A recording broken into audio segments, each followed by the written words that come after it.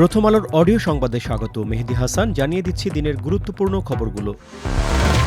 প্রায় এক দশকের মধ্যে কোনো মার্কিন প্রেসিডেন্ট হিসেবে চীন সফরে গেছেন মার্কিন প্রেসিডেন্ট ডোনাল্ড ট্রাম্প। তাকে লাল গালিচা বিছিয়ে স্বাগত জানিয়েছে বেইজিং। স্থানীয় সময় বুধবার সন্ধ্যায় ট্রাম্পকে বহনকারী বিশেষ বিমান এয়ারফোর্স ওয়ান চীনের রাজধানী বেইজিংয়ে অবতরণ করে।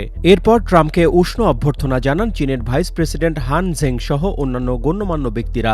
ট্রাম্পের জন্য জাঁকজমক ও আড়ম্বরপূর্ণ সংবর্ধনা অনুষ্ঠান আয়োজন করে বেইজিং। তাকে সামরিক গার্ড অব অনার দেওয়া হয়েছে। বিমানবন্দরে ট্রাম্পকে অভ্যর্থনা জানাতে উপস্থিত ছিল চীনা শিশু কিশোরেরা। তারা যুক্তরাষ্ট্র ও চীনের পতাকা নাড়িয়ে ট্রাম্পকে স্বাগত জানায়। ট্রাম্পের এবারের সফরের সবচেয়ে উল্লেখযোগ্য দিক হল তার সফর সঙ্গীরা। যুক্তরাষ্ট্রের বড় প্রযুক্তি কোম্পানিগুলোর একঝাঁক শীর্ষ নির্বাহী এই সফরে তার সঙ্গী হয়েছেন। আসন্ন ঈদুল আজহা উপলক্ষে কুরবানির পশুর চামড়ার দাম নির্ধারণ করেছে সরকার। এবার ঢাকায় গরুর লবণযুক্ত চামড়ার দাম প্রতি বর্গফুটে 2 টাকা বাড়িয়ে 62 থেকে 67 টাকা করা হয়েছে। ঢাকার বাইরে এই দাম 57 থেকে 62 টাকা। বাণিজ্য মন্ত্রী খন্দকার আব্দুল মুক্তাদির বুধবার সচিবালয়ে এক সভায় নতুন এই মূল্যের ঘোষণা দেন। খাসির চামড়ার দাম প্রতি বর্গফুট 25 থেকে 30 টাকা এবং বকরির চামড়া 22 থেকে 25 টাকা নির্ধারণ করা হয়েছে।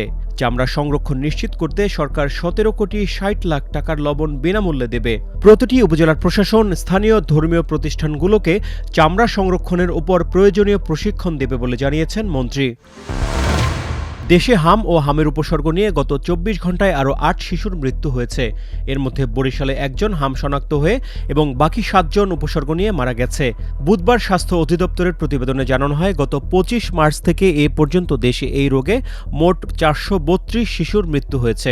সবশেষ 24 ঘণ্টায় 1489 শিশুর মধ্যে হামের উপসর্গ দেখা গেছে এবং হাসপাতালে ভর্তি হয়েছে 1173 জন। মৃত শিশুদের মধ্যে সিলেটে 3 জন, ময়মনসিংহে 2 জন এবং চট্টগ্রাম ও বরিশালে 1 জন করে শিশু রয়েছে। 15 মার্চ থেকে এখন পর্যন্ত 53,056 শিশুর মধ্যে হামের উপসর্গ দেখা দিয়েছে। পবিত্র ঈদুল আজহা উপলক্ষে আন্তনগর ট্রেনের অগ্রিম টিকিট বিক্রি শুরু হয়েছে। বুধবার সকাল 8টায় পশ্চিমাঞ্চলের টিকিট বিক্রি শুরুর মাত্র 1 ঘণ্টার মধ্যেই সব টিকিট শেষ হয়ে যায়। রেলওয়ে সূত্র জানায়, প্রথম আধা ঘণ্টায় টিকিট কেনার জন্য রেলের ওয়েবসাইটে প্রায় 60 লাখ বার হিট বা চেষ্টা করা হয়েছে। আজ 23 মে যাত্রার টিকিট দেওয়া হচ্ছে। বেলা 2টায় শুরু হয়েছে পূর্বাঞ্চলের ট্রেনের টিকিট বিক্রি। শতভাগ টিকিট অনলাইনে বিক্রি হওয়ায় যাত্রীদের ব্যাপক চাপ লক্ষ্য করা গেছে।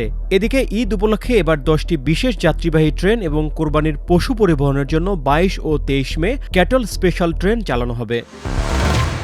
এই ছিল এখনকার মতো। প্রথম আলোর অডিও সংবাদ শুনুন আমাদের ইউটিউব চ্যানেল, ফেসবুক পেজ ও প্রথমআলো.com-এ।